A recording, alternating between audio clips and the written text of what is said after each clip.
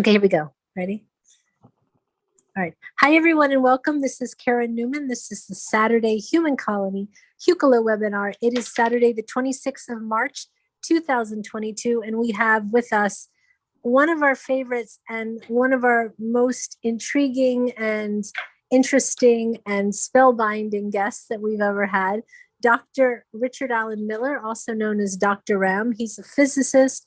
He has had more incarnations in this lifetime with the different things he's been doing, whether it's been through the military, whether it's been through seed retrieval, whether it's been through working in Hinduism, Buddhism, shamanism, whatever it's been. There's so many things that he's done, whether he's been part of the OTO or whether he's part of the military, so many things. So welcome, Dr. Ram. How are you? I'm good. Good. I'm managing. I had to move from a 4-bedroom home, split level, quarter of a mile drive up in the mountains, down into Rogue River Highway, where all the bikers go through here. And I'm less than 20 feet from the road itself. When the bars let out at night, I'm woken. For people watching, and because I'm in India, as you all know, there's sound sometimes a little. So I'm talking through my phone, broadcasting on my computer because I'm in a location maybe that's not got the best internet, but we think we can make this work. So I'm really excited to have you here. We talked briefly about what you're doing, your work with in the multiverse. You're doing multiverse. You're writing a book on the multiverse. Is that right? Yeah, Max Rempel Founder of made a Hucolo, breakthrough on the Proton Cloud a couple of years ago. The Proton Cloud is in the DNA is defined as that place between when a proton is a particle and when it becomes a wave. And in that little spot between those two concepts is where the multiverse lies. And he came up to interview me because he was quoting from a paper I'd written back in 1973. It had been classified top secret, and one of the primary reasons I didn't get to go to Stockholm. But until it was released, I think it was in 93, and it was titled Embryonic Holography, an application to the holographic concept of reality, which I had written in 72. I had written that 1 week after Gabor got to go to Stockholm for his Nobel Prize. I had met Gabor when I was working for Old Man DuPont. In 1967, I was walking down the hall, going to my lab, and I looked in this one lab that was open, and there was a 3-dimensional color TV in operation. Where is that in our marketplace today? I never saw it. Yeah. So that's where I met Gabor, because what he had done was he had taken a 2-dimensional film and doing an interference pattern where it would go through the film and interfere with its own self, created a 3-dimensional image. And that was in 1967 that I saw that. And by 1972, when I was working in anesthesiology, after Boeing had lost the B-1 contract and all, I proposed a holographic concept of reality, which took me to Prague, and I presented the paper in Prague in 1972. My mentor was Dr. Stanley Krippner, and he was the one that sponsored me. And so the second paper, the application, I presented it down at Claremont, not Claremont, it was in Sonoma. That did Claremont, it was another one.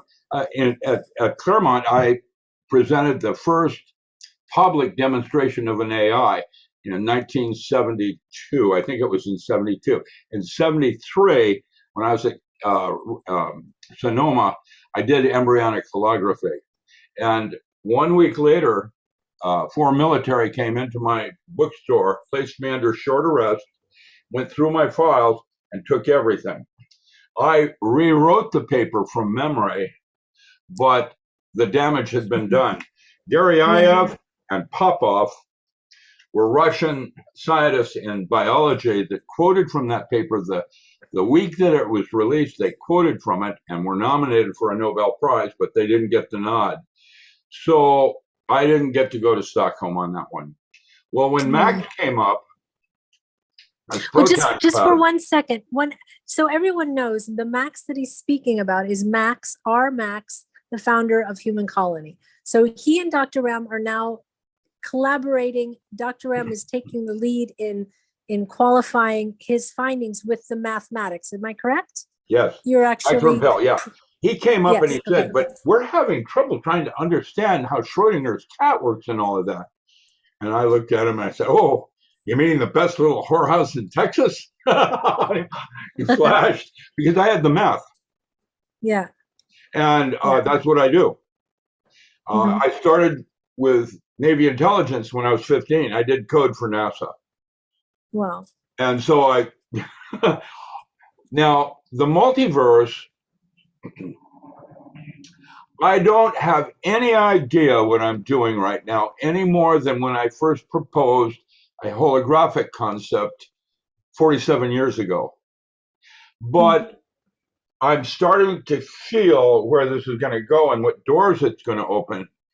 And will you get a load of where we're going to get to go with this one, man? Because basically, if time isn't real, what does that make your granddaughter and your grandfather? Me. And I would say to you, how many decisions did you make just deciding which phone you were going to use an audio system? And imagine each one of those created a different universe of decision making just in that moment. Right. Not in a lifetime, but at that moment. And consciousness, this place here, is a shared dream. It's not real. I can prove that easily enough. There are dream states like lucid dreaming that have more content to reality than consciousness does. Now, with that said, basically your daughter and your grandfather are you having made different decisions that morning on which sound system you're going to use. Now, that's just the opening phase of where we're going to go with this and where it's going to lead. Anything that you could imagine that God is, that you can't, I can imagine God could do this and he could do that. She, them, Pantheon. That is what you personally are capable of doing this lifetime if you were accessing your full potential. And you've been culturally and genetically programmed not to. What made you God's favored was the choice, the ability of choice, and the cavitation process that goes on with two brains. Into the out of. Science and religion, intuitive, structural.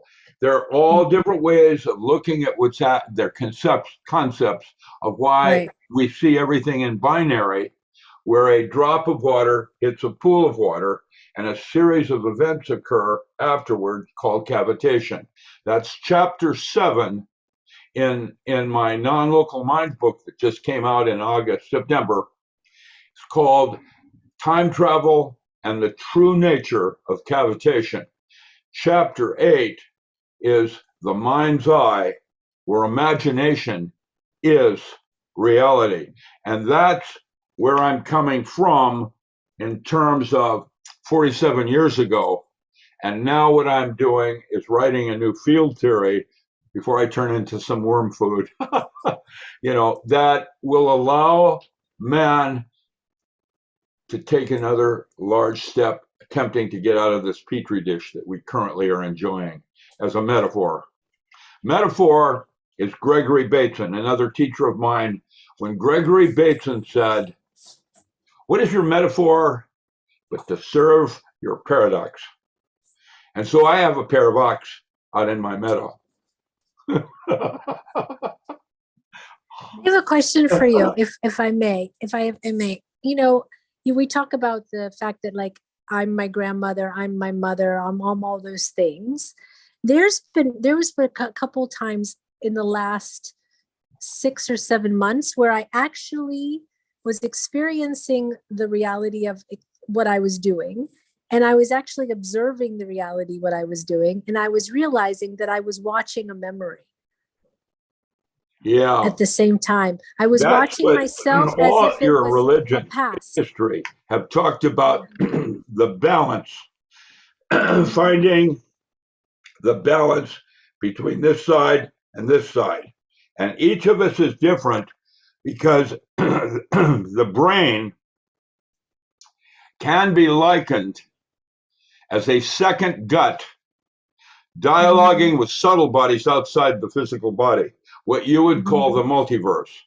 Right. The one that you're most familiar with, subtle body, would be chi. That's just outside the physical body. It's in structured water inside a microtubule that leaves the body at the moment of death.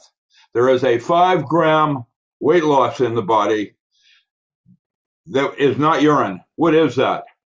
And I am proposing in the chapter 6 on water, where I have Bruce Lee doing his Tai Chi thing, knocking someone across the room. If you watch the fight between Sonny Liston and Cassius Clay, I'm going to check something. Yes. This, everybody, I want everybody to know, this is a troll. They interrupt me all the time. This is 541-670-7919. I want everybody to call that number and jam them. I am constantly being harassed like this, and then it'll go on my turning it off so we can't leave a recording. I'm under attack, and I don't know why, because I'm. Mad scientist, this is going to ground. Listen, I've been hacked Facebook. Just hung up, and I will not tolerate this kind of thing, and there's nothing I can do about it. So what I do is I make a joke about it, and when it happens on radio, I let everybody know that, because this is what they can do now using AIs and voice recognition things where that sounds like a human being and it's not. It's an unfortunate thing, typical of harassment. However, I also know how to take a microwave oven and using gutters have a waveguide that I can hassle neighbors. So you can't get it. You shouldn't do that. The best weapon to carry, by the way, is a little bottle of ammonia. Squirt, squirt, squirt. It's not illegal like bear spray is. And I wrote another book called The Anarchist Cookbook, and there's all kinds of things you could be doing to defend yourself. All hail Eris, all hail Callisti. That's where I'm coming from. I don't have answers.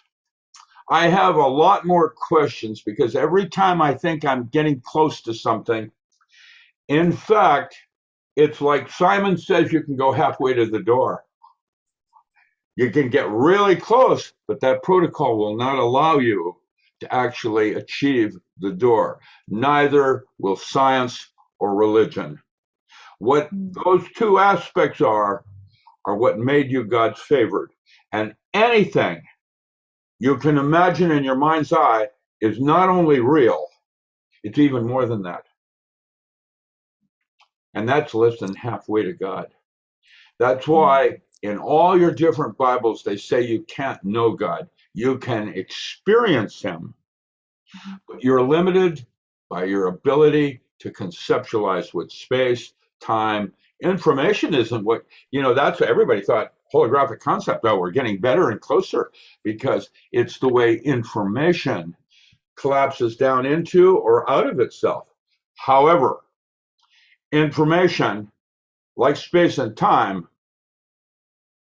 are not what you think it is. There is a theorem in information theory that states if you have enough information to ask a coherent question, you have enough information to answer it. In other words, the framing of the way you ask the question is where the answer lies. Right. That's what information is. Yeah, that's absolutely true. That's absolutely true. So so all of the work that you've been doing multiverse wise has led you to have a new or maybe it's not new for you, but new for us. You've been re-examining tarot. Yeah, we'll do that. I'm a lead scout. Well, I mean, if you don't, if I'm you in want to the go, if same you want to go petri some dish. another direction, I'm if you want sorry. to go in another direction, if you want to go in another direction, we can. No. But I do know we. No. This is your show, and I'm here to try to. But this is also your current work, is the tarot work, correct? I'm sorry.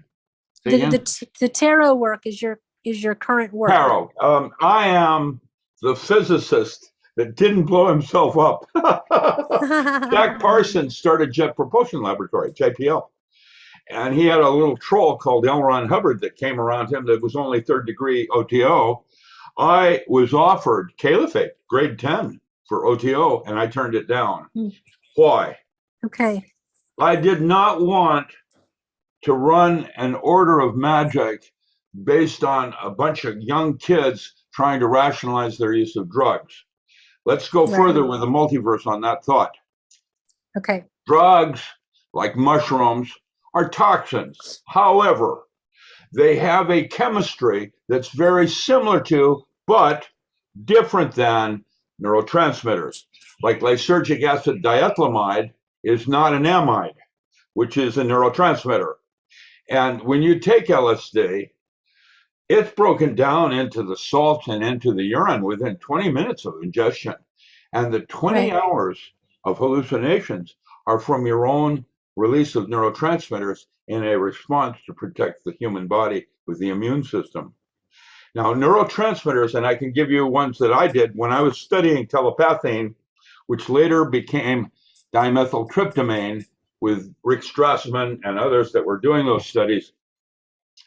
My early study with Steve Blake used to make 5-alpha dimethyltryptamine. You put it in a little glass pipe and you smoke it. Think your third eye's opening. What actually was happening is that 5-alpha dimethyltryptamine is a toxin, but it freaked the body into releasing N hyphen dimethyltryptamine, which is dialoguing with a subtle body outside the physical body in what you would call the multiverse. And as a metaphor, not real, limited, like our concepts of space and time are limited. Now, with that study, I wrote 3 books. In 1974, I did the work of cymatics, moving the Menninger Foundation from Topeka, Kansas to the University of Washington and adding video feedback. And that's where I discovered that sound and light cause biological changes in the human body. Different organs have bandwidths that have resonance.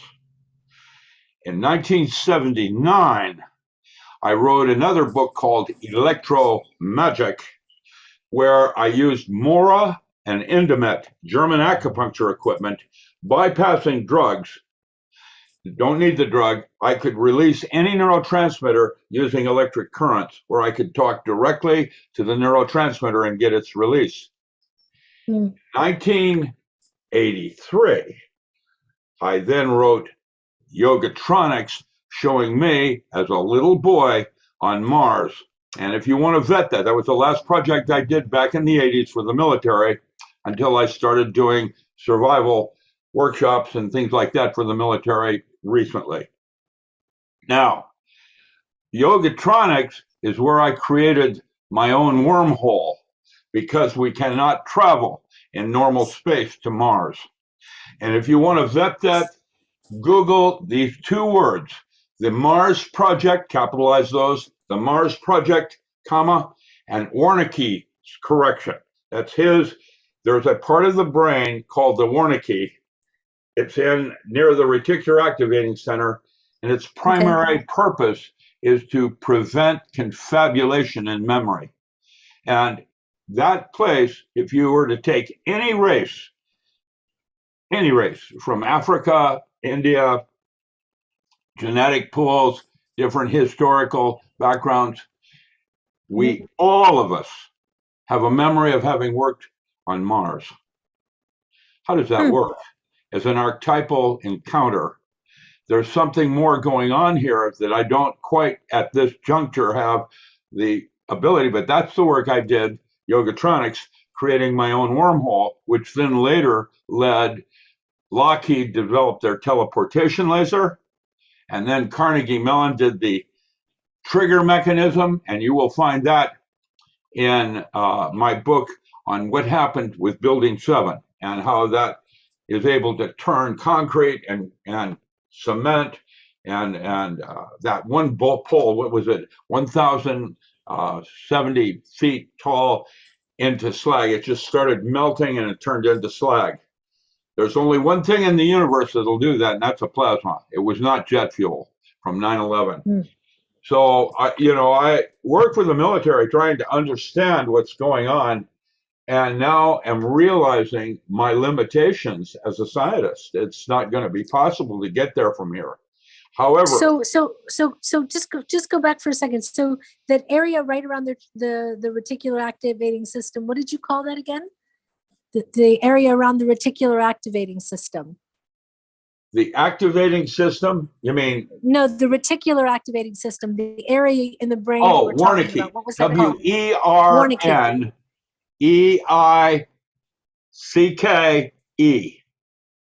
Okay. Wernicke hyphen S correction. Wernicke's correction. Okay. You'll find it look it up.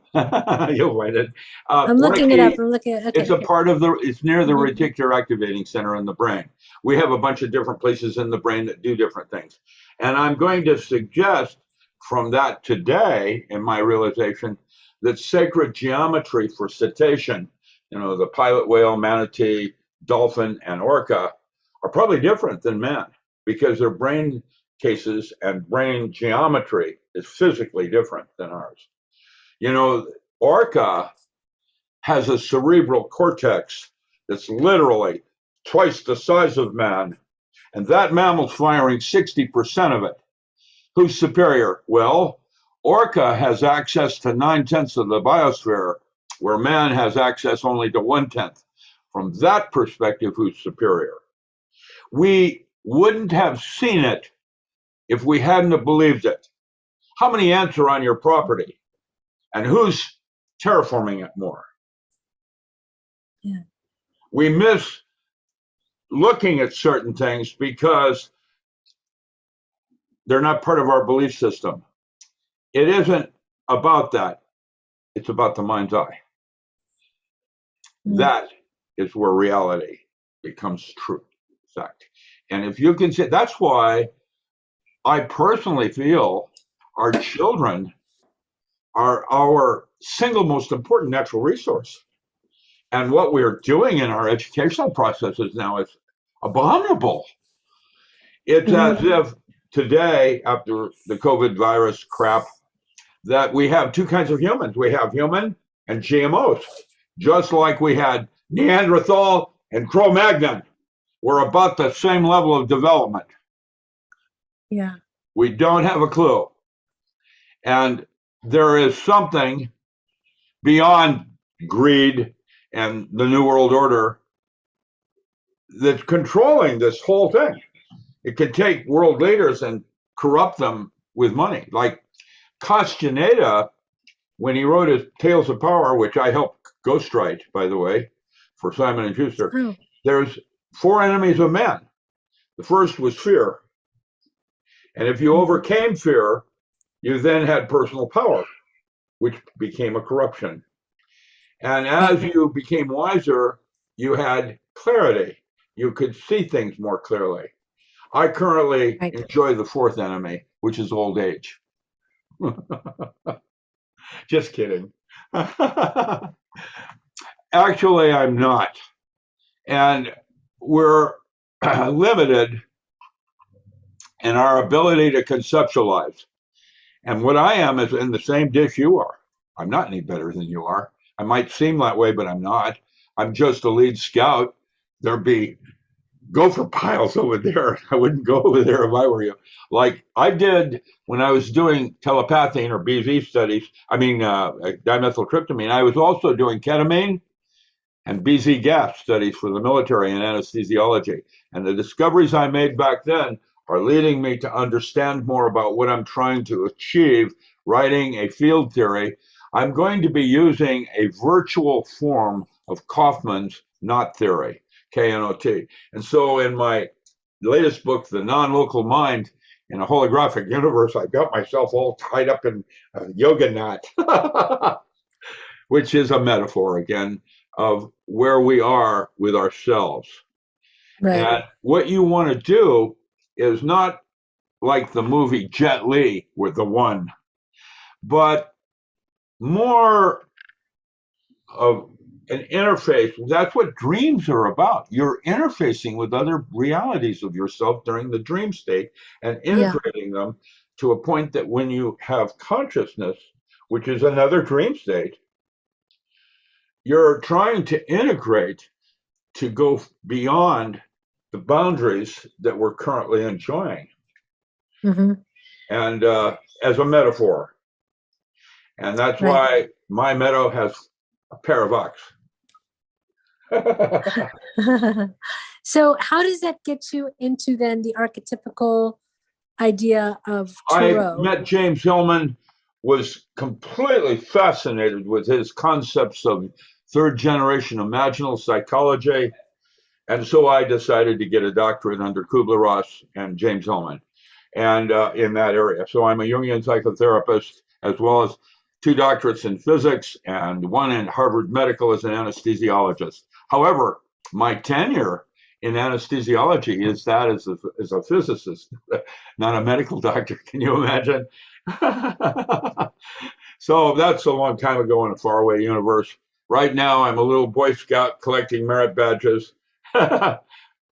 Like whenever I had opportunity to study under real masters like Charan Singh or Krishnamurti, who was only 4th plane, I used to smoke pot with Pir Vilayat Khan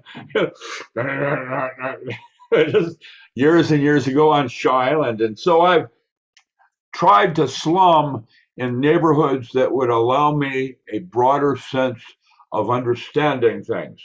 And as I have evolved into this terrible, grumpy old man, I sense there's something way more going on here.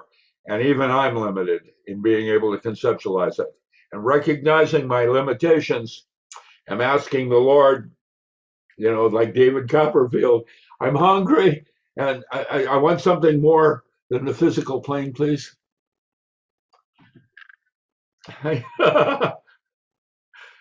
Yeah. So when we talk about, if we talk about tarot, what is your influence? So what is your background with tarot? Is it Rider-Waite? Is it the typical, you know, Golden Dawn tarot based in Egyptian magic? Samuel What is McGregor your Mathers and William and Westcott and the group, the boys from Brazil. I'm one of the boys from Brazil. Matt A. Babarella is one of my best friends. He was head of the Brazilian Secret Service. I met him back in 1972, and he was hit team #1, had written a book called Bloody Brazilian Knife Fighting Techniques. That's my boy. And, and I showed him how to move from Macumba, you know, voodoo, into OTO. OTO is one of many magical orders throughout history reserved for the ultra elite of Europe for centuries, seeking something more than the physical. And that's what Golden Dawn was. Golden Dawn was mostly a bunch of philosophers and poets and writers that were trying to aspire towards something more. This right here is my great-grandfather's. He was Rudolf Steiner's lodge master in Zurich, and I now mentor for Waldorf out of Zurich. That's what I do.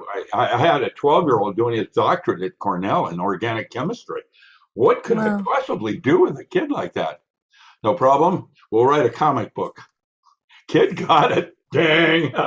We laughed. And off we went, writing a comic for Feral Press. But, you know, there's more going on here. And what we need now is to understand our limitations in terms of our place in the food chain. I have watched orca chase dolphin for food up near Friday Harbor. I've seen that. So, you know, to think we're superior because we have a thumb and fire is illusionary. There's way, way more going on. And actually, in close observation, you can see the dolphin, for example, have a higher technology than man. In terms of, I've done some work at Key Largo with Dolphins Plus, where I would work with the dolphin, and I felt I was in a close encounter with aliens, way more intelligent than they. Had no illusion of my place in the scheme of it. I remember when Cosmo, one of the two dolphins that were going to carry me through the water on each fin, I remember how Cosmo came up and pulled me differently, and his handler was trying to correct him for doing that. The dolphin knew more than the handler because this arm has no bone in it from Cambodia when I was training SEAL Team 3.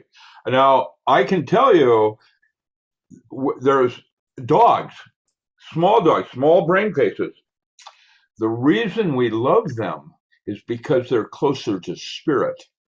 How did Jack Nicholson put it to the gay guy when he came up to him and he said, "Why does my dog love you more than me?" Jack Nicholson rolled his eyes and he said, "I feed it bacon." Thinking with the gut, thinking with the gut, thinking with the gut. There's a hierarchy going on, and that's what I'm going to try to do with Max, is write a new field theory on the multiverse. I think we'll call it psionic field theory, PSI, psionic field theory. And I don't know yet what history will think of it and where this is ultimately going to go, because 47 years later, my concept of the holographic universe has grown to a point where now I can see that the mind isn't just right here. There's something else going on in my ability to conceptualize the aura, the whatever you call that. You know, when you see someone's aura, that's a hallucination. It's the way the cones and rods work in your eye, and it's the way your subconscious is trying to communicate to some dream state you call consciousness. It's not real. Oh, you're angry. I can tell. No, I'm not angry at all. I'm not angry at all. No, I'm listening intently. I'm listening intently. And I when you were talking about the outside of the brain, I was thinking, and I like to call it the super mind, but I don't know if that's just my term. That's Sigmund Freud. And when they asked Carl Jung once, "What is it like to be on the shoulders of a great man?" Sigmund Freud. They didn't like to be on the shoulders of a great man. And Carl Jung responded, "Well, one can see much further from up here." Well, Jung was much more, I think he could see further. Freud was stuck in his reality, and Jung was. Yeah. My book on tarot, by the way, to actually address your question, is rather than work with symbols like we have done for 4 centuries, you know, with, I have decided to work with metaphor. That's why the book is titled The Magical and Ritual Use of Metaphor, Archetypal Gods in Daily Living, rather than having the 4 basic thinking, intuitive, you know, the 4 different kinds. I'm going to suggest that the Greek Pantheon would suggest there are 22 stories in the big city. And you're either got one storyboard going on, which means you're possessed, or you have more than one, like most of us, which means you're complexed. Now, if you're complex, most of us have between 3 and 7 basic primary storyboards.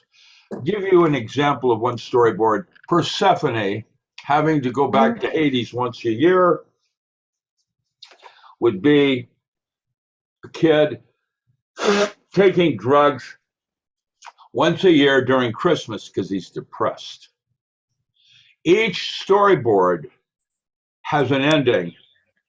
And Right. if you don't like that ending, that's what path working is about in terms of Mhm. changing the movie. And I have 12 volumes on that I've written on how to use the Kabbalah as a roadmap going from one storyboard to a different one and how you would do that using metaphor. Now, that's my book on tarot. My grasp of trying to move the whole concept to the next level instead of using sigil magic or talismanic magic, Mhm. Mhm. magic squares and Mhm. glyphs. I'm now going to do it using Greek Pantheon, which, Okay. by the way, was a very high art form of science, of Mhm. divine comedy and divine tragedy, the two cavitation Why places. why the Greeks versus the Hindus? I'm sorry, Mom? Why the Greek pantheon versus the Hindu pantheon? Do they have just as many players and just as many? Well, there's 22 of them in the big story. That's the part that's so interesting. Yeah. I Well, I mean, I know that like Western Uranus is magic. the fool. The Yeah, I fool I was always, mhm.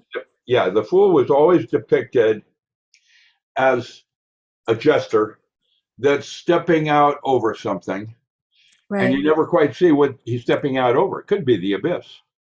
In Right. fact, in the Tree of Life, that is going on path 13, going from Tipperith or Christ consciousness to Kether, God, through middle Right. pillar.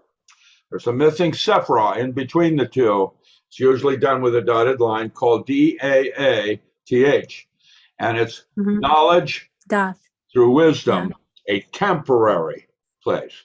And a temporary place in metaphor would be where I would come to a raging river and look at you and without hesitation leap out into the raging river and touch on a stone underwater that you didn't see, leaping over to the other side to God, laughing.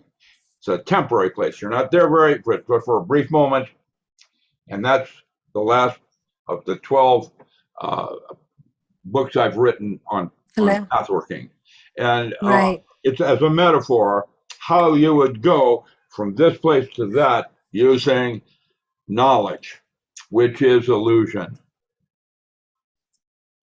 The Nagual and the Tonal, again, Castaneda. See, in Kashmiri Shaivism, they would talk. Yeah. Right. Say again? There's a question from Safira. If you can take a question, is that okay? Sure, yes, There's a please. question from Safira. She would like to ask you a question. Thank Go you, ahead, Karen. Thank you. Hello, Dr. Ram. Hi. Oh, look at you. You got more than I've got now. I remember when my girlfriend would snip on my ponytail and then made a voodoo doll out of it. This is why I didn't turn on my camera.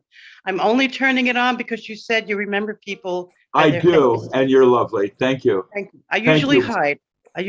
Especially I didn't really fix myself up that well. But anyway, my question is this. I've been fascinated by everything you're saying, and I've heard you before. You were a guest once before on our webinar, and I was there. And I asked you a question, and I was impressed because you thought it was a good question. And I'm like, compared to you, how could he think that I have a good question? But in any case, my question for today is this. When we do tarot or oracle cards, and what is the spiritual mechanism behind the answers coming up so accurately? Is there our spirit guides standing next to us when we're doing it? What is the magic behind getting accurate answers through cards, for example? Could someone paraphrase that just briefly for me so I have another side of it or a different? Okay, I'll tell you again. What is the magic behind the accurate answers when using cards? Is it because how do the cards know which answers to give? They're physical cards. How do they know? One doesn't, and it will change every minute. And that's where the multiverse lies, in the dialoguing of consciousness with the other parts of the not I part of self. The subconscious Mhm. has all of it, and it tries to communicate to my awareness using you as a reflecting asking me a question. It will use it like the motorcycle going by at the moment that you ask the question, so I don't hear it quite properly. You know, it'll do all kinds of metaphor, will lead me to I have no idea what I'm really doing. And what I'm trying to do is find a way to train my mind so rather than it being an absolute, and I know, I use it as a tool to where I would like to go. And that part is me having the dream I had before I woke up and then was doing this thing with you, and you turning on your camera so that I got an image of you walking through the house with your computer in your hands. And the light behind you, and God telling me not to do this, but to do that. I can't articulate the response because it has many different answers. Mhm. And how does one do that? I don't know yet. What I can try to do. Can I answer? Because I have an answer. Huh? I have an answer to that. I said I have an answer to that, if I may, only because I make my living doing Well, you're in the moment. almost daily. Yeah, this moment. And what you want to do Well, yeah. is stretch it out into infinity. And that was one of my sifus. I had a sifu that actually trained me how to change my perception of time using breath control. And because I could do that, I was able to take my martial arts to a paranormal level where I had the precision of Nam.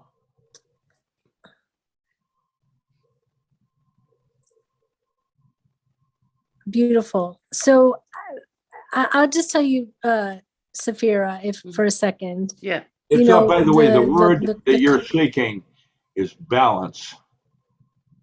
In the English, that would be the word I would use most, would be finding that balance between the one and the other.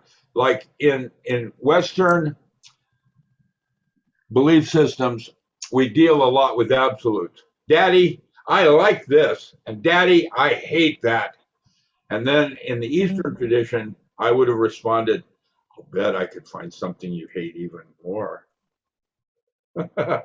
Within the yang, within the other.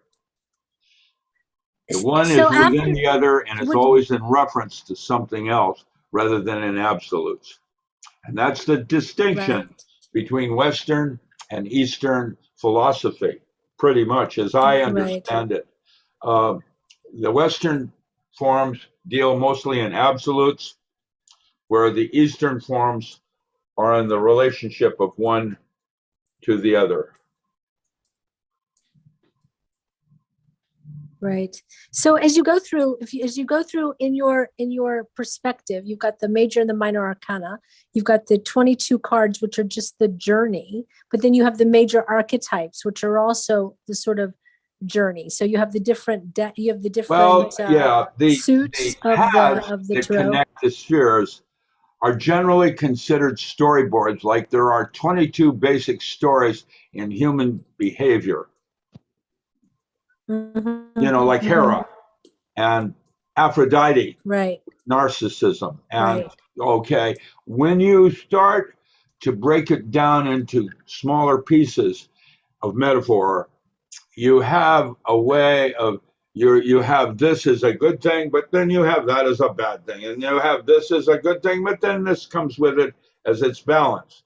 And what you're trying to do, Mom, is find that balance for yourself, which is quite different than my balance, because like the gut, there are not just 8 neurologic circuits up here. There is a multitude of them based on diet and other kinds of things going on that make you uniquely distinct from myself. And so that's why rather than make judgment, I judge myself. But I can't find judgment in another. I can't do that. It might be that you're showing me something. Oh no, I know I don't want to be like that, but I can't say that that's wrong for you. Dr. Ram, before I go, I would just like to say, you are so incredible. Your genius and everything you have. No.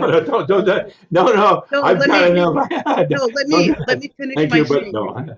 Let me finish my statement, okay? Yes, I'm ma'am. not just trying to blow smoke up your rear end. Yes, I'm ma'am. just saying, someday, my heart breaks that you've not received the recognition for the incredible contributions you've made in so many levels of life and areas. But someday that will happen, and you will be known as one of the world's greatest geniuses and mystics at some point. And I just have to say that. It's Thank you. What I do now is not for myself. It's what you call Siva. But I'm not a saint. I aspire toward being one, but I'm not. That's Seva, everyone, is selfless service. What's that, Mom? Seva is selfless. I said Seva is selfless service. That's what I was trying to tell everyone what Seva is. Yeah, doing Seva service is selfless. for your great grandson. Yeah, to take my model and do something even more for getting us out of this petri dish we're currently enjoying. Did you know that 5 grams of structured water is enough memory, metaphorically, for 100,000 lifetimes? Has 5 grams of structured water. Is he frozen for anyone else but me, or am I frozen? I'm sorry, Mom? Hello? No, he's not frozen. Okay, no. Okay, good. He froze for me for a second. No, so Dr. Miller, so you're working on the tarot thing, you're working on the multiverse thing. What else do you have that's like going on with you that you would like to discuss with us? Because everything you tell us is very, very interesting. So is there something that like you think that we should know that you haven't told us, something that we should really know about or be focused on going forward into this sort of brave new world that we're experiencing? Yeah, none of it's real. The masks that you wear are toxic. I mean, this is where you get rid of bacteria. If you were to look on a screen like I wear one, it gets real, just like feces. It's how you expel bacteria out of your body as part of your immune system. Why would they require masks? You can't even see a person's emotions then, which is part of communication. It's literally like a form of darshan, the non-verbal forms of communication. It doesn't make sense. And to do that to our children, and oh wait, now the children don't need to do that, but adults still do. Wait a minute, what's that about? Children are the breeders. If we're going to inhibit, that's where you start, with them, not us. I'm too old to do anything damaging. You know what I'm saying? It's like, I don't get it. I do get it. I'm in protest. And I won't get jabbed because basically the crap that they're putting in it when they try to give you an immune system. What a GMO is, just to get more specific, you can take in agriculture, which is an area I know really well, when you use Roundup, glyphosate, it is to stop the grasses from growing so that a larger plant like comfrey can establish itself and take over and grow in a given field. But when I put Roundup in the gene of wheat so that grasses can never grow in that field, the only thing I can ever grow in there is wheat. Now that's the distinction between Roundup as creating a GMO, which could be a good, bad, or ugly variation of something. A good variation is when I hybridized cordyceps for more polysaccharides so that I was getting oxygen into my body using a pharmaceutical mushroom. But to put Roundup in the gene itself so that the farmer never has to weed grasses from his field. What's wrong with that? That's all it's about. That's playing too much God. And that's what they're doing do you now not think in that when pharmaceuticals with human beings. The Yeah. same thing they did in agriculture Yeah. 20 years ago is now being practiced in human beings. And I find that wrong. And that's my position. It doesn't mean I'm right, but I'm not going to contest. Do you know that graphene oxide, what graphene oxide on a nanometer particle level does is turns you into an antenna. If you thought you lost privacy with your cell phone, every time you have to urinate, anytime you get horny, is automatically broadcast to the cloud. They're one step ahead. I go to the bathroom a lot. Well, yeah, and especially when you get old like me and I have to pee a lot. I'm just kidding. But, you know, it's... I have to pee a lot. Well, you Listen know, up, boys. it makes me Here it question comes. why. And then we Yeah. have conspiracy. And I know I don't know. And the bad news is there's probably a good likelihood I'll never know. That's the bad news. We'll never really know. That's the why. thing. Because Yeah. it's convoluted with plausible deniability. And if you're dealing with an entity, I have a thing. Yeah. Yeah. You think it's an entity on an entity level? what? Say again? Did you hear what I said? You think it's on an entity level that this is all being I designed? think there's something way more going on here that even I can't conceptualize at this moment. Like aliens trying to control us. If they make a GMO, look what they're doing to our children. They're dumbing them down. That means they can mine gold more easily for the Dyson spheres. No, as a metaphor. I don't understand why we would want to dumb down our children. That's our resource for getting out of here. I don't know either. That's one of the reasons I did an aquaculture course when they weren't sending our children to school. I taught a child how to grow food.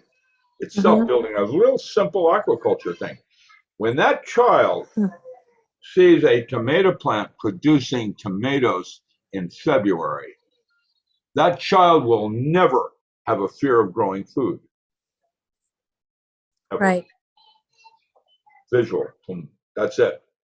And so I'm not at war. I just have a different belief system, you know, of prioritizing things and what's important for me. And like I said, right. I'm asking the Lord for something more than just the physical world, please. I'm hungry. So, but do you agree that what the answer is not going to come from outside, it's going to come inside? Yeah, I don't know. The physical world. But I can envision, I can imagine something like that going on. Because imagine what a farmer in England 100 years ago would think about what you and all of these people on my screen are doing right this moment. How would he grasp that?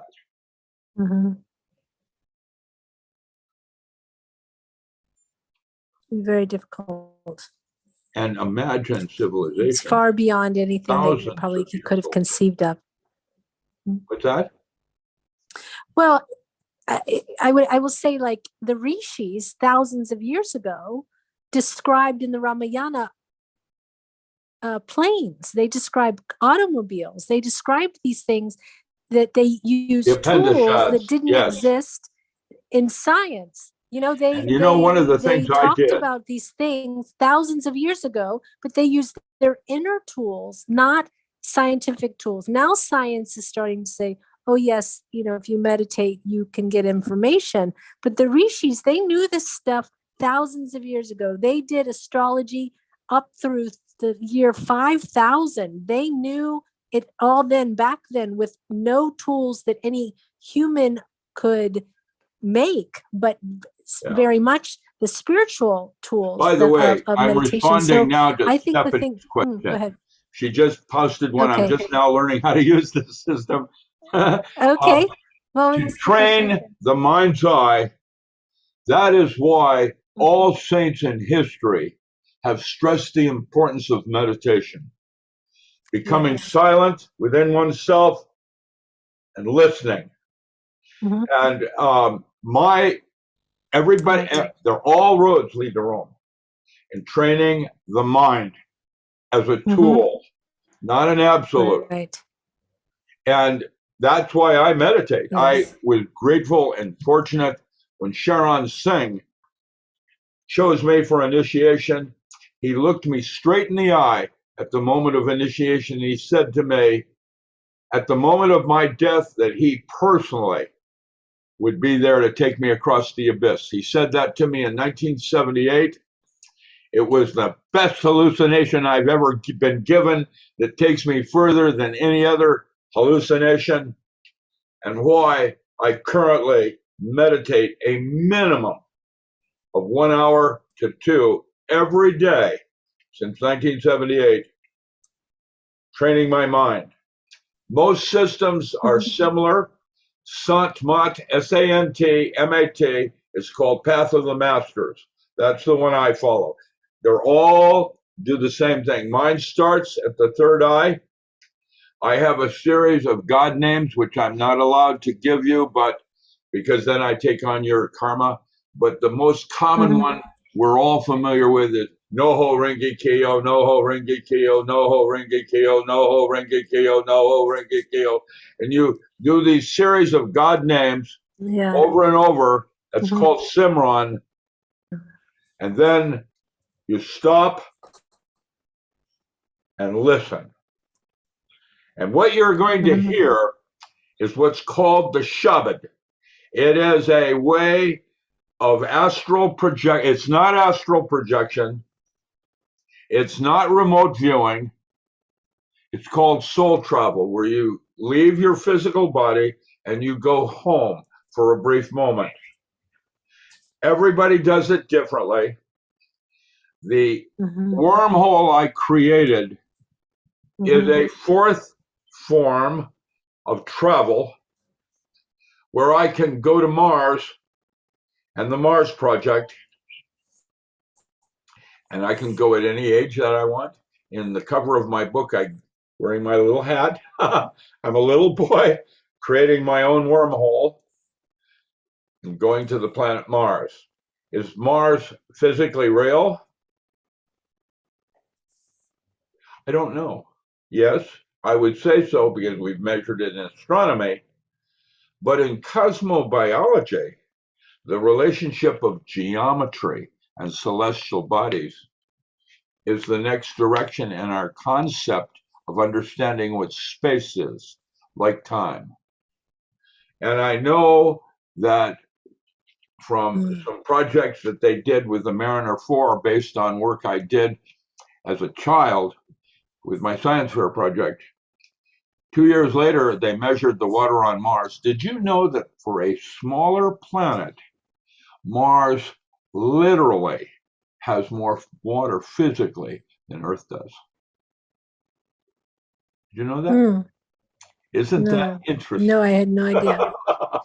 Isn't it is that interesting? Because considering they're saying they're trying to find water on Mars all the time. Yeah, well, Terence McKenna called the lost chord 0 point energy. It's had many names in history. I hear it as a kind of sound in my right ear. It is the way the mind might interpret insects that are broadcasting at 18 or 19,000 cycles. You can't quite hear it. It's a high-pitched whine, and yet you can hear it. It's like that. What basically I have discovered the Shabbat to be is mycelium broadcasting as the nervous system of Gaia. And you can actually hear the earth talking. Now, that's the way I relate to it. Does not mean that that's the fact. But there is a woman up at the University of British Columbia in forestry that talks about how the mother tree is able to send a precursor wave, advanced knowledge of an impending forest fire or storm to the smaller trees in a given forest using mycelium as the nervous system. And my guess is that will probably be the closest we come this century to understanding the lost chord and what the Shabad is and what it is not. I don't know. I can only guess. And for Stephanie's question regarding training the mind's eye, imagination is reality. I find that that's where you train the mind. You train the mind to choose that was. I've lost your audio. I don't have imagination your reality based on your. Can you hear me now? Yes, I did. Now I hear you. Oh, I muted myself. Sorry. Sorry. Okay. So what I was saying is, would you agree that if you create your own reality? Now I'm getting an echo because you're too. The training of the mind. Yeah, someone. Oh, I know why. Okay, now there should be no echo. Is that right? It is. The non-local mind is something beyond the brain and neurotransmitters. And the brain can be metaphorically seen as a gut dialoguing with subtle bodies outside the physical, like the physical gut is dialoguing with the physical body. Right. As a metaphor, as a metaphor. And once you have access to training the mind's eye, where do you want to go? Well, that's where choice comes in. That's where choosing on what you will focus is important. If you're training the mind to be still, you're also training the mind to be less reactionary and more observant. And then you are able to actually focus, which you talked about earlier. My guides always said that the reason we come in this world is so that we can have the experience of singular focus, because we don't have that when we're in the all. We have all focus, and in all focus, you can't have experience because you can't have observation. Like you said, you cannot see the world and experience it at the same time. You have to be able to observe it. So the singular focus that we have is you don't know it, you observe it. You experience it. Yes, so, exactly. But in creating our reality, part of training the mind is training the mind to make choices about the reality that you want, so that you're not focused on the things you're not wanting. Yeah, this is important too. There are many different ways to do this. It's like all roads lead to Rome. Right. And I personally, when I came out of grad school, I met Gershom Scholem. And before he would accept me as a student, and this is me with a doctorate in physics now from Princeton and MIT, he required me to learn Old Hebrew and Greek, which I did, to do my own biblical translations, which I then later taught online with IES out of Humboldt, using the well out of San Francisco, and taught at Harvard for almost 11 years. I taught 15 courses. And what I've done is those as audiobooks, because it was mostly what you would call texting now. Is that I added audio to it, and then I added my download library of the references I would use when I would make an argument on something and quote from, I don't know, Rigardi or Aleister Crowley or someone of that nature. I gave you that PDF so that you could go to that reference that I use to make your own determination and interpretation. And that's what my 15 audiobooks are about. in metaphysics. Mm. They're graduate level on biblical translations and where it led my studies in metaphysics to give me this terrible creature I'm becoming. Israel Regardie is truly one of my most, I think, my most favorite thinkers. He's one of my most favorite. Well, Because he there's really, a lot I of people, got it. Intelligence. Mhm. I was part of Harvard's original studies in 1964 with LSD. I had never gotten high, never got drunk, never did anything naughty. I was just an undergraduate at Pullman, Washington State University, doing my undergraduate work. And Timothy Leary came out, talked to my mother, talked to Professor Riggins at the at Washington State University, and then talked to me about trying LSD. And here I am in 1964 with no concept at all of what hallucinations are or not. I'm looking straight down into Thunder Bay at Deception Pass, and waters are peeling back colors. And Timothy Leary leaned over and he said, "Wouldn't it be neat to jump?" He was kind of a jerk, wasn't The he? reason you're laughing, smiling, is because you just experienced Aldous Huxley and his doors of perception slamming shut. When you, I don't want to think this. Oh, no, I don't want to go there. Why would you do that? For survival. It's a survival. That's where ego is not lost in meditation. Right, it's necessary. It is a necessary part of survival that takes its proper place as a little dot down there in the left corner as a metaphor in terms of what's important in understanding. Right. And at that moment, all of my interests changed. And instead of becoming astronomer or astrophysics, I went into solid state physics and the inner space of how vast inner space is and all the different doors that were closing at that moment because I didn't want to go there. And that was, well, there's many roads to Rome, as you said. You don't have to go that route. That's correct. And so I went into solid state physics rather than astrophysics. Rather than external, I went internal.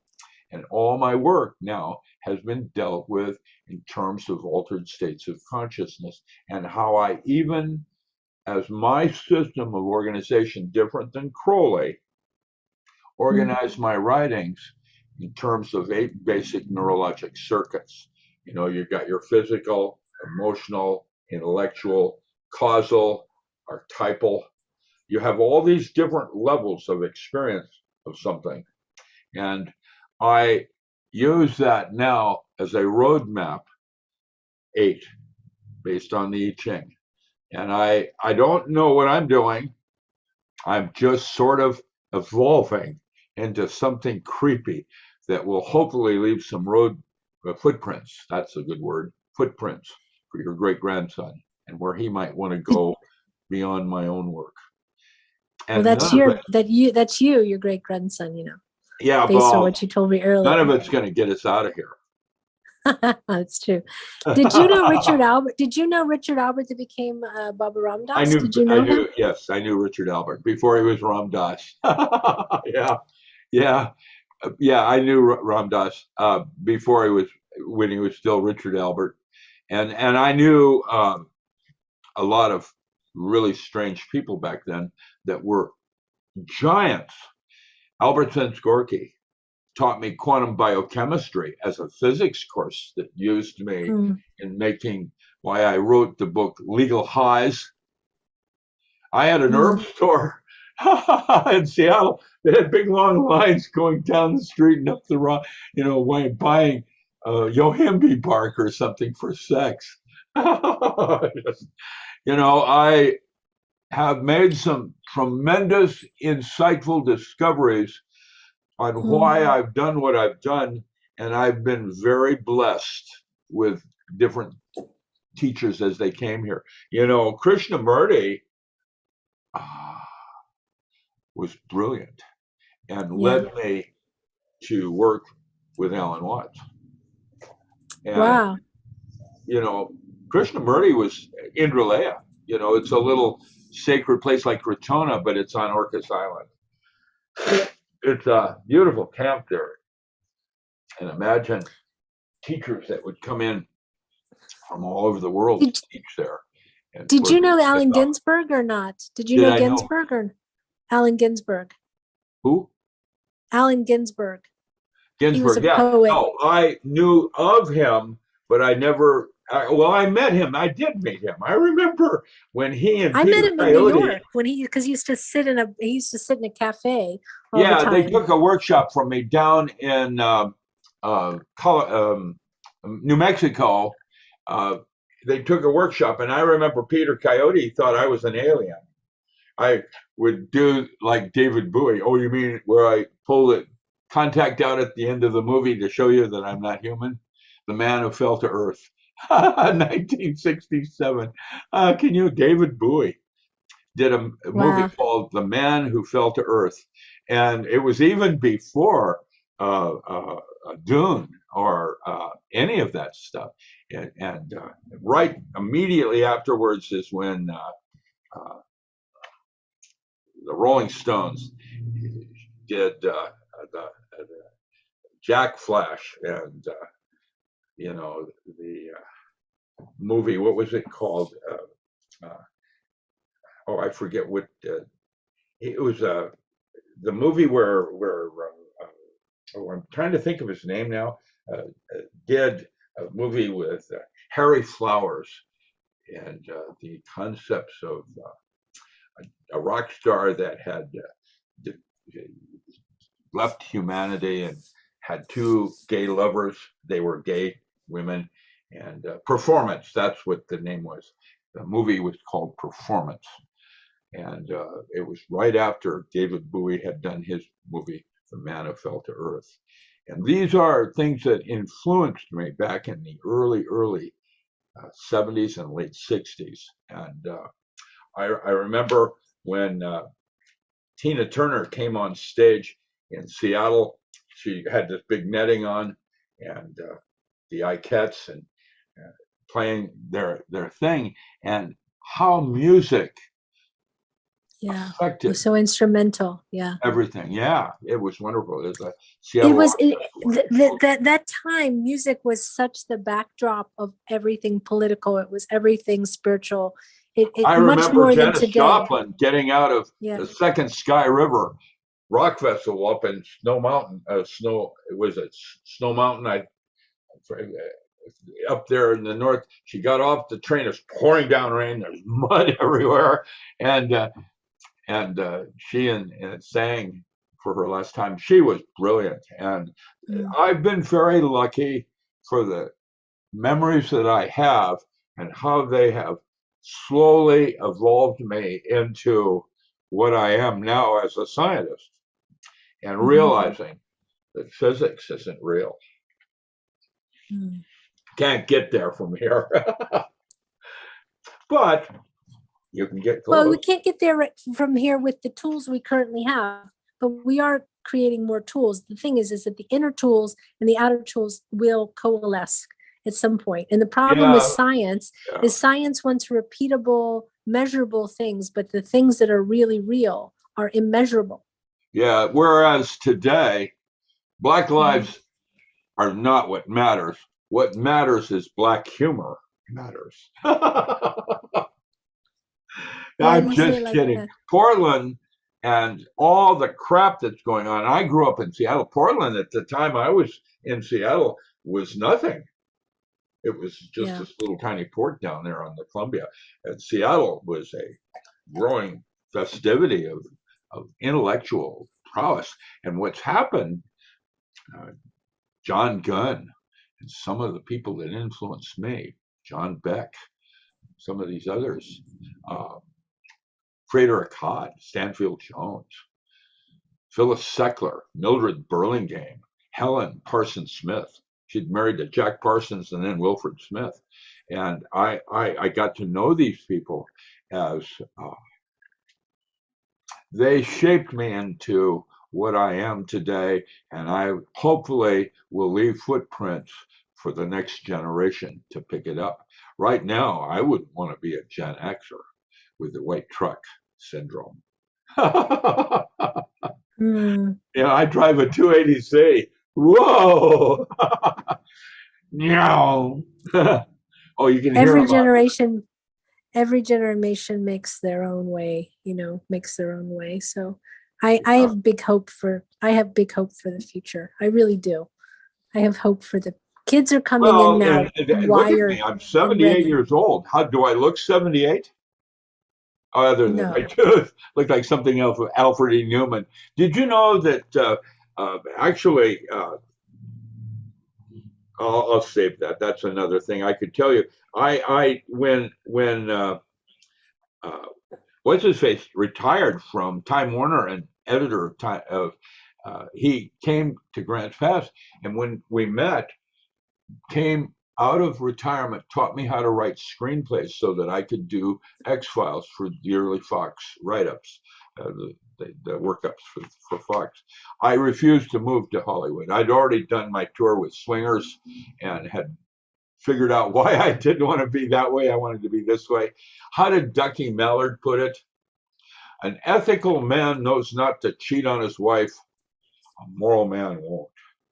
It's when you start walking your talk and you seek fellowship with people that have similar beliefs. That's what religion's purpose really is fellowship, because they have goals or belief systems that you aspire toward, and why you would join this Christian religion rather than that one is because of belief systems that you would like to become more like.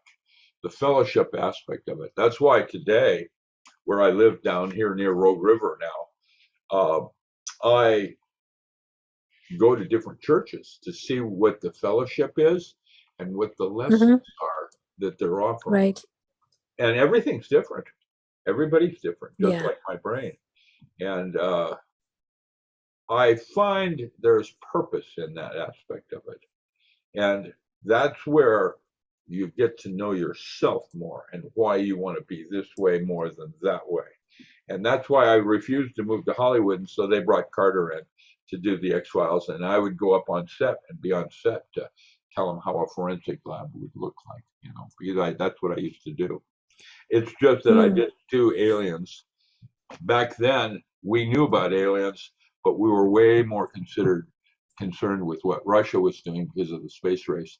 So I did all the paranormal studies because it was a lot more difficult to try to isolate variables and study, find a way to study something, determine whether it's real and worth pursuing or not.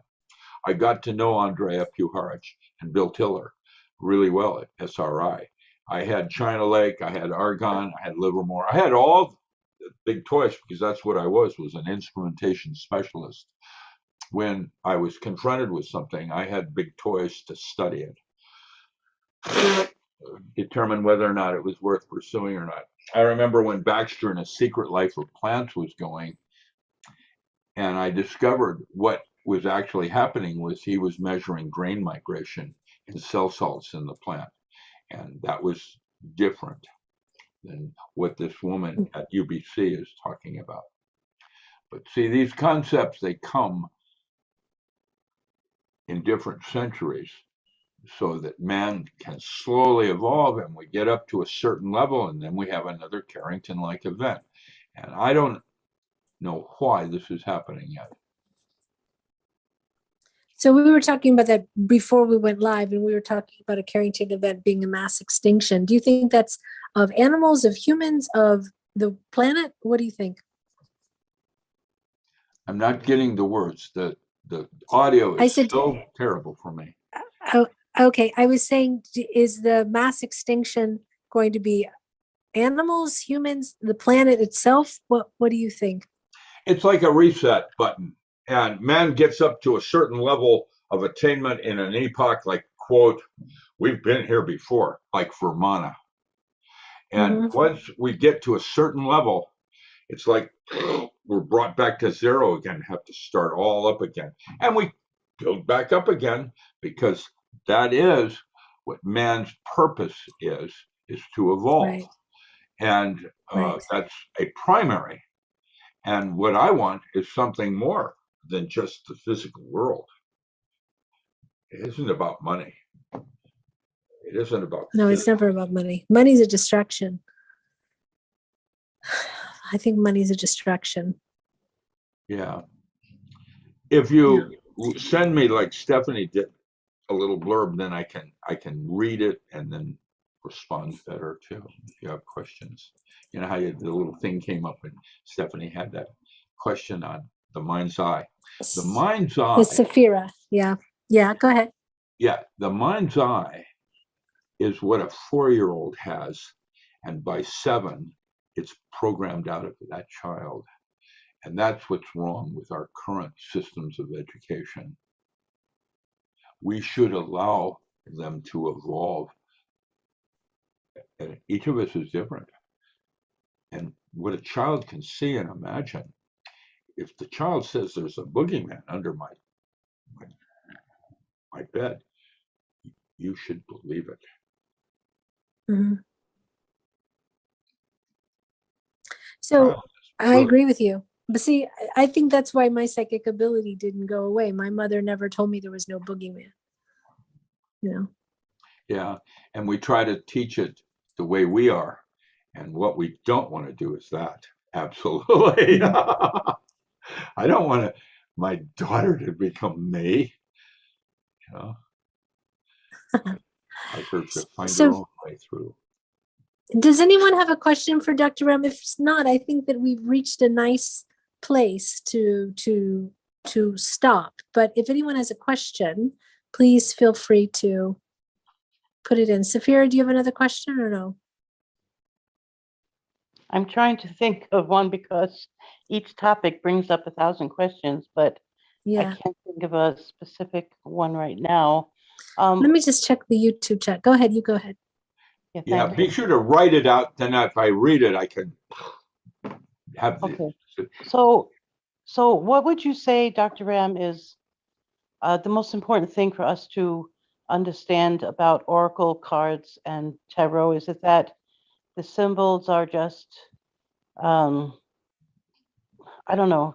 Do you think it's important to use them at all in trying to get answers to daily life or future possibilities? Question. Okay, that's now David Toretto to every question. What is your question? Meeting host. David, that's your question. Safira will come back to you. Hello there. Roger, Roger. Roger, Roger. Good to meet you. Yeah, I'm interested in anything that you can share. I was in Hawaii, or actually we were at an alchemy event in Las Vegas, and I asked the medium like a question. He brought in the 7th dimensional guide, and he said something about meditation. He said meditate, meditate, meditate, and he was saying that's like one of the most important things. And I like the silent meditation the most, where you're just either focusing on the breath or you're doing a Hamsa or Om Namah Shivaya.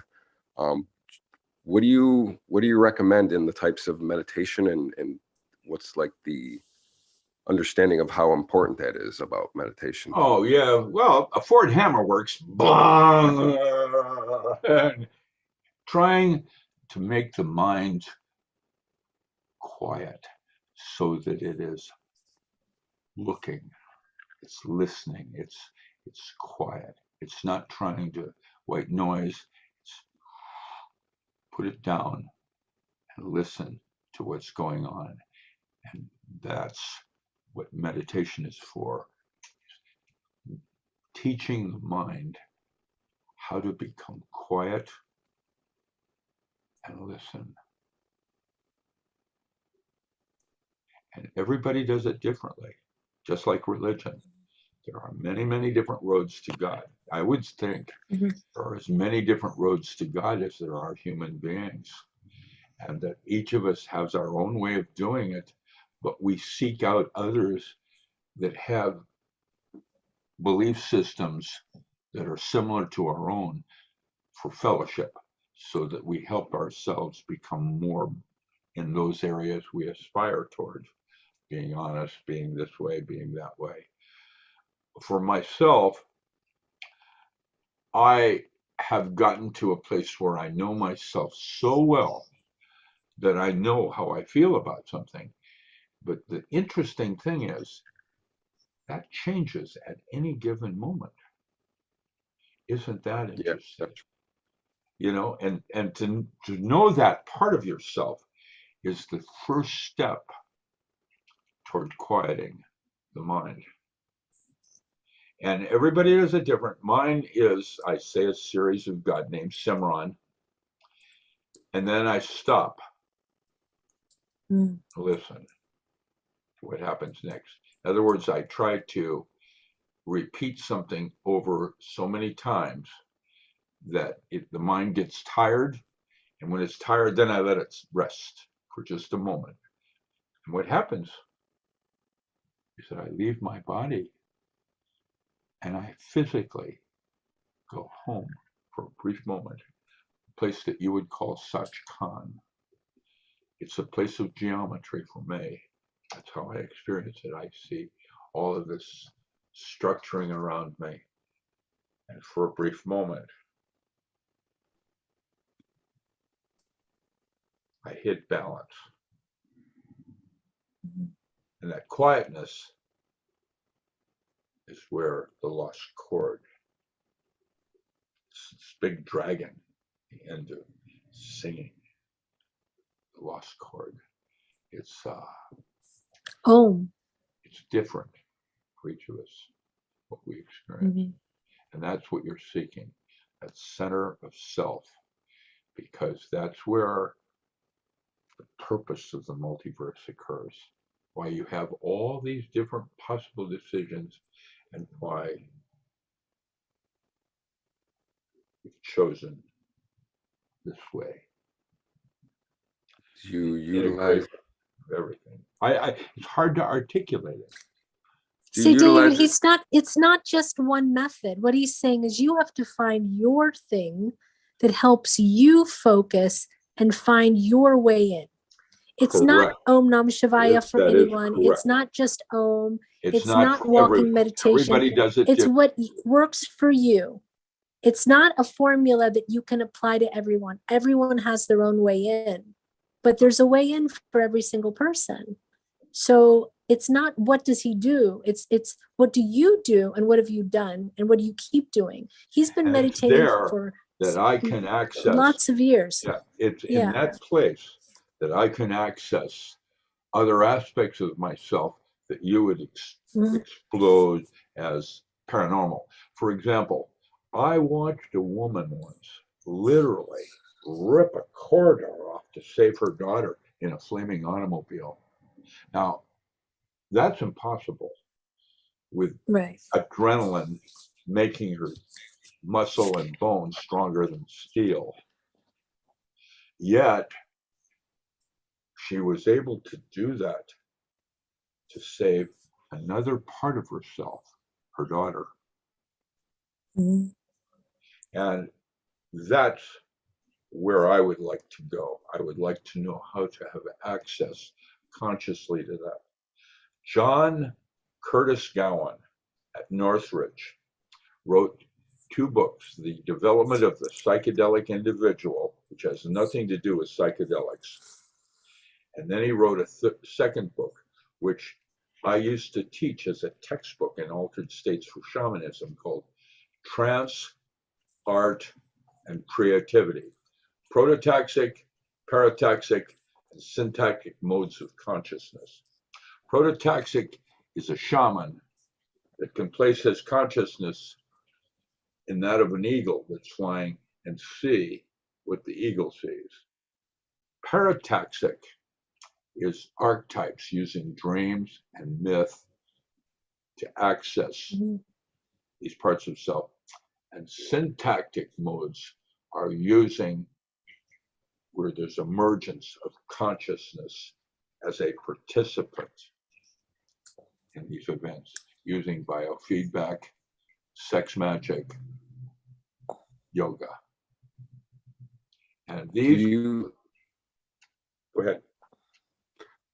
I was wondering about utilizing, when you have like decisions to make, questions, you meditate to come to get answers for like decisions that you're trying to make?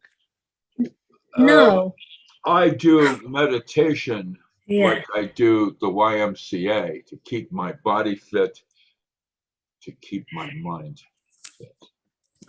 The purpose of meditation is to know yourself in the truest sense of who you are as a true divine being.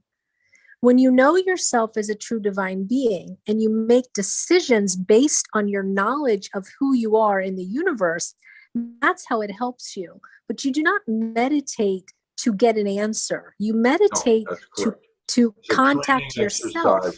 To train the Right. mind so it can be used as a tool, like my body. Right. Is a tool. Right. So the meditation purpose is not so that you can get something from the world. The meditation is so that you go inside, you know yourself as the true divine being that you are. And from that perspective, then you can have a clearer mind to make decisions. But it's not the other way. You don't go into meditation so you can get an answer. Part, by the way, is that I'm not doing this for myself. Right. Because I'm too old to reap any financial gains, any spiritual gains. I'm doing this as a part of humanity within myself that wants to give back to humanity. Right. Right. It's a way of being. I write because I could not write. I could not do otherwise. Doesn't matter whether I'm doing it to make a bunch of money. I'm not, because I'm too old. By the time the books come out, somebody else is going to make a bunch of money for me. By the way, I need some help in that regard. In that, what's happening now is I have this huge library. There were over 400 boxes, 80 pounds each, in specific library from my studies, and all of my writings that are generating income. What am I going to do with that when I die? I'm not going to give it to my daughter. She's not interested. I'm not going to give it to my sister. She's just 2 years younger than me. What am I going to do with all of this? If you could help me find an answer for that, that would be very helpful, because that's what my girlfriend's concern is I need now to downsize, and I don't want to let these things go because they generate incomes. And what am I going to do with them? Well, a trust, a foundation, a library, a specific library. It might be an adjunct to the Seattle Public Library or Rogue Community College or whatever. I don't know what to do with these at this point, because I'm 78 years old, just a couple days ago. Happy birthday. I was starting to rot on the vine. Just kidding. But I need to find, what am I going to do with all of this stuff? Just give it away? Or try to keep it intact as an energy that goes on after I'm dead, like Edgar Cayce did, or someone like that. And Edgar Cayce has a foundation, so you need a foundation. Yeah, but I don't know. And OAK, Organization for the Advancement of Knowledge, OAK, is a 501c3, and it has a subdivision, which is OAK Publishing, which is for profit. Can support OAK Incorporated, the involvement of man, and the specific libraries I have with all of Crowley. I have stuff unpublished, Crowley and others that are geniuses like Frederick Todd. That started my library with when he died. His widow up in Canada gave me his library. Wow. That was part of the bookstore that I started with Beltane back in 1970.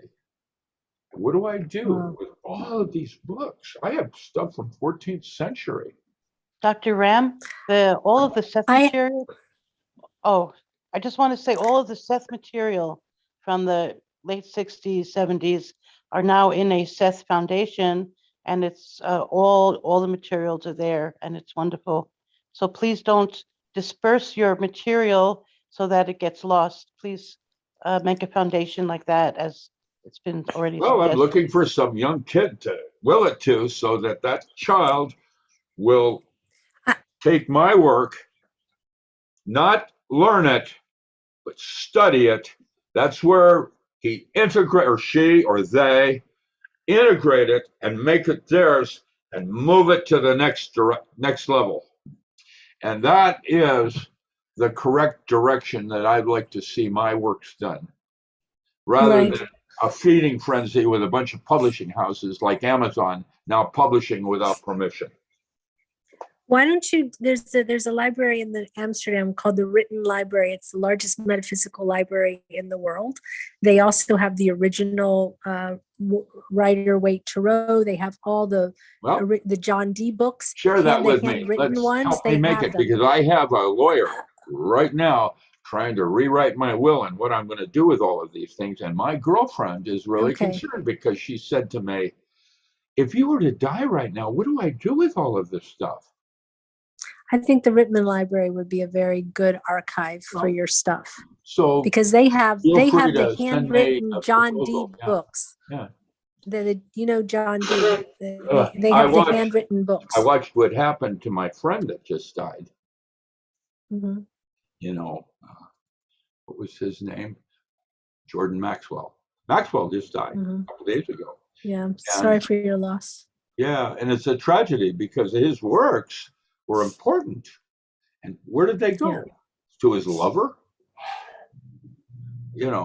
That's not what I want to see happen. I want to see something Okay. continuance with a group that, like Theosophical Society. Mhm. Or I'll get in community touch with the church or Rittman Library, and then something I'll. like that, where they take and have a Mhm. special place for people that want to study in the areas that I was an expert in agriculture and farming. I've got stuff in agriculture you have no idea. I mean, I'm talking about, I have 360 PDFs on alternative ag that I haven't published yet, on how to grow specific crops and whom to market and how to market. These are called non-storable commodities. Do you know who Vandana Shiva is? She is a woman here in India. No, Vandana I Shiva. don't, but it's your charge now to introduce me and educate me. Make it so. Okay, I will do so. We are at the end of the hour, though, right now. So I want to. Well, my newest book on sum this tarot out. is going to hopefully bring magic into the realm of study for physics as an advanced form of physics. That's what magic is. Basically, it's not sleight of hand with Harry in your pocket. It's sleight of mind. It's a lodge that has been created for centuries for the ultra elite of Europe, for something more than the physical world. Anyway, that's me. We will. Well, your website is richardallenmiller.com. I definitely would love to have you back to continue this conversation from another perspective. And I'd be happy to take a specific subject next time and work it to death if you'd like, because Max has been my friend and opened doors for me that I probably would not have otherwise explored this lifetime. And so now here I am at the end of days, wanting to leave some of the body of my work with all the works that I have written to generate its continuance as an engine. So, all of my works, every single thing I've ever written has ultimately sold in excess of 50,000 copies. Every single thing. The three magical and ritual use of herbs, aphrodisiacs, and perfumes have each now sold in excess of 300,000 copies since 1970. Wow. So what do I do with all my works? Well, that might actually be something actually a good subject for Max as well, because he might have some interest in setting. Max is very much a doer when it comes to setting things up, putting things into motion. Yeah, he, by the creating. way, is also seeking a patron right now for some of his work in biology. And if Yes. any of you out there are wealthy enough, I strongly urge you to take a closer look at his executive summaries on those subjects that he would like to continue research on, because they all are based on resonant cavity oscillation, where the DNA is a biohologram, dialoguing is the next level out in terms of creating realities.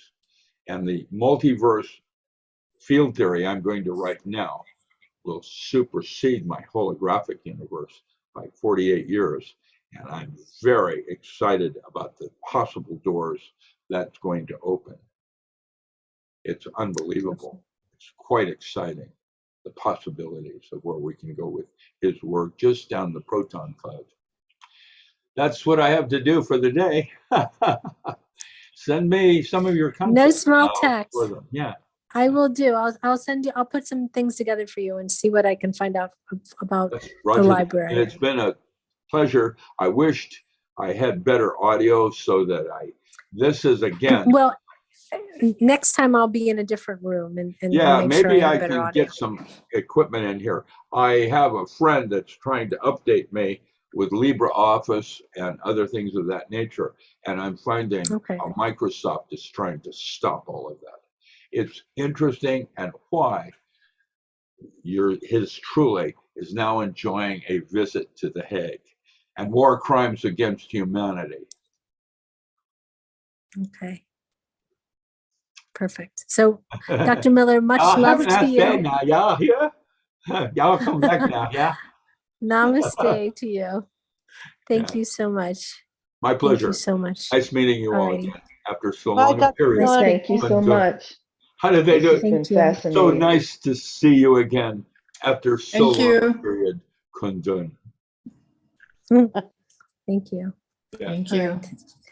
Much love, everyone. Next week, we'll be back with Jim, and we'll see you next week. I'm just going to end this very, very, very fun and very interesting meeting today with Dr. Ram. Thank you, everyone. We'll see you next. We'll be back next week with Jim. Okay. So let me just end this real quick. And then Thank you, Karen. Thank you, I Karen. can 1 second. Thank you. 1 second. I'm going to